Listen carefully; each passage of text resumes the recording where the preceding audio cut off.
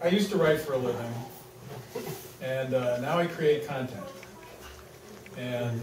But I feel pretty good about it because I can be a farmer because I can create content for a content farm. That's what they call content generators like demand media these days, and associated content, and all the things that put all of us out of business. So I wanted to read this list because I go to these meetings at the Chronicle where we talk about content generation, meaning story generation, but that's not really what they're talking about. They're talking about business. And here, wait a minute. Okay, wait, I'm not a professional. Keep that in mind.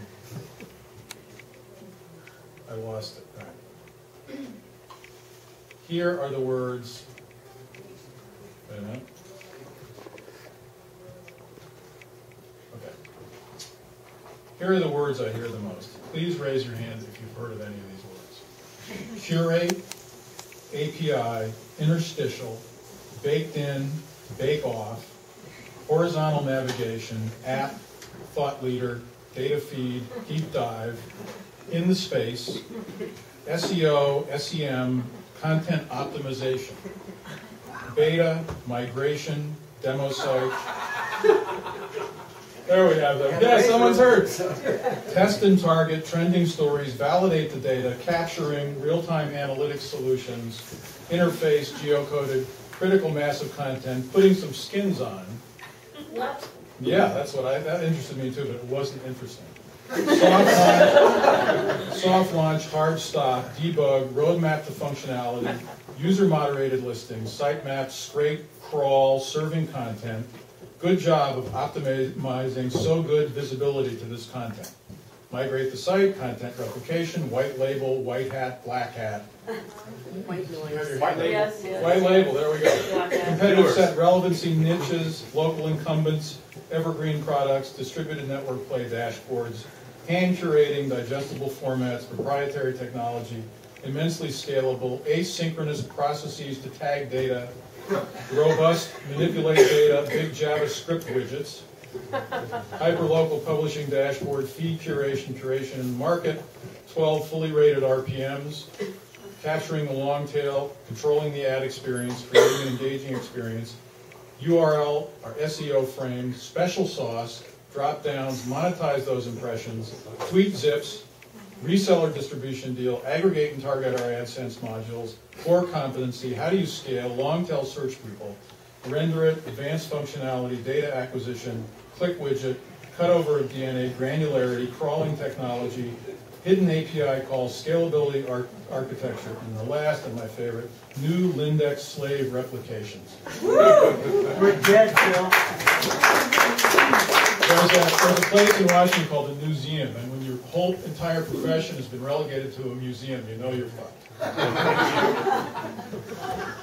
But nonetheless, I try and I still try and write. I write a column, as Jody said, and so I thought I would read a few, even though it's in newsprint, so everything has been squished down, all the adjectives get taken out, and all the point gets taken out. But I'll read them anyway. This is called The Opportunity Gavin Newsom Couldn't Refuse. Let's imagine, in the misty half-light of the Getty Mansion swimming pool grotto, two men sit and talk on the eve of a fateful decision. Gavin Newsom is agonizing over his next incidental stepping stone to the White House. He leans in close to his spiritual guru and benefactor, Gordon Getty. His gravelly voice a whisper. His hand slides across his hood ornament hairdo. Gavin, Padre, what should I do? It's such an easy win for a change. I don't have to move, which is good because I finally figured out the recycling bin colors at my house. I don't have to ask for so much money. I don't have to follow through on anything. It's definitely not actual work. But I said in an interview I was going to keep being mayor. The lieutenant governor is largely a ceremonial post with no real authority or portfolio. When they asked me if I was running, I said no. Sponsored links.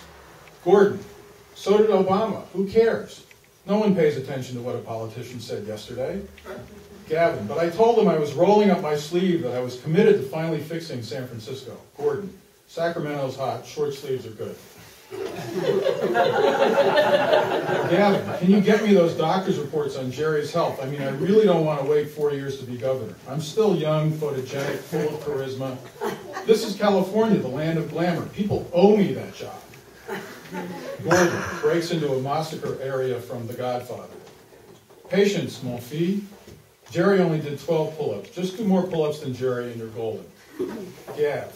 Pull-ups? I stopped wearing those when I quit drinking wine.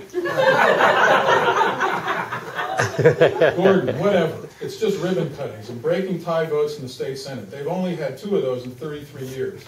You can sleepwalk through it and still keep up your Twitter profile and Facebook fan page. Yeah, I'm big there. Lots of fans, almost as many Twitter followers as Ashton. And they say I'm all talk and no action. Besides, Love Link doesn't get you in trouble. Gordon makes bird warbling sounds. Gavin, even those chumps in the press just keep being earnest. Fortunately, they're like missing the point that my real addiction is ambition. I go for this job just because I can. So what if it's meaningless? Plus, they ate up all that Hamlet-like indecision. It's like they missed me already. Gordon, right, nothing to worry about. San Franciscans forgive, the rest of California forgets, and you're there. No one's even noticed that underneath it all, this is basically a lazy boy move. Gavin, my critics can sleep with the sushi. Still, I wish I had some of Evan Bai mojo. He's young, attractive, but he also has integrity. Maybe I could buy that on eBay. Gordon, no problem, you could end up next door to Meg Whitman. Gav, someone told me Karl Rove wrote in his new book about a politician, inordinately in love with his looks, his voice, and himself. I thought maybe he meant me, but it was about John Edwards. Gordon, jeepers, that's getting too close for comfort. Just run. If you can be a wine salesman who doesn't drink, you can be a lieutenant governor who doesn't govern.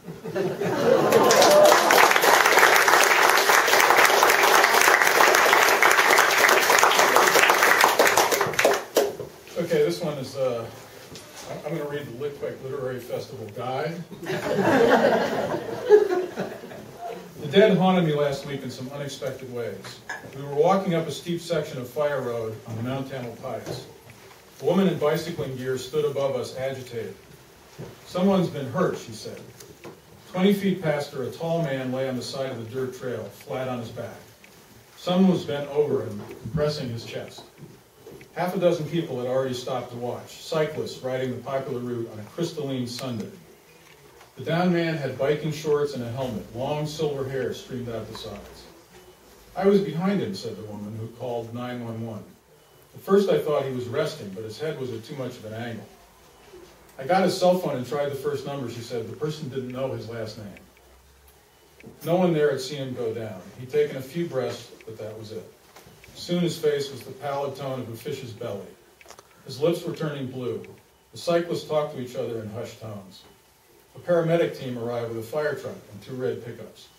They continued chest compressions, attached him to IVs and airbags. My reporting instincts did not kick in. I knew he was dead. We watched him die. I just looked on as the paramedics loaded him into one of the truck beds. The firefighter picked up the plastic and paper to treat us of the rescue effort. People passing by minutes later would not know someone's life had ended there. The next day I went to Walter Shorenstein's grand funeral service at Temple Emmanuel. I knew Walter and I enjoyed his company for lunch and at event dinners at his home. He'd also invited me a few times to political crony gatherings where a journalist probably shouldn't have been. But he had a lusciously impish sense of humor, a prankster at the bottom of the deep well of the businessman's soul, and knew that I would ask embarrassing questions. He once told me during the economic crisis that Wall Street people just wanted too much. They never have enough. Walter had plenty. The heart of it on display at his service when his family all stepped up to honor his humor, his fortitude, his tenacity. His son told the crowd that Walter literally picked the day he was going to die and did it. The 95-year life had gone pretty well, but now that was gone for good. Nancy Pelosi always stood up, and honored Walter. Shame on all those politicos whom he'd funded over the years who weren't there. A mounted honor guard waited across the street. That same day, I found out the name of the dead man from the ridge above Panoramic Highway. He was from San Francisco, 64 years old. Heart attack. As I write this, there's been not a single mention of him in any news, print, broadcast, or web. Walter, on the other hand, got all the press he deserved. The cyclist, it occurred to me, was left with his privacy, which I like to think he probably equally earned.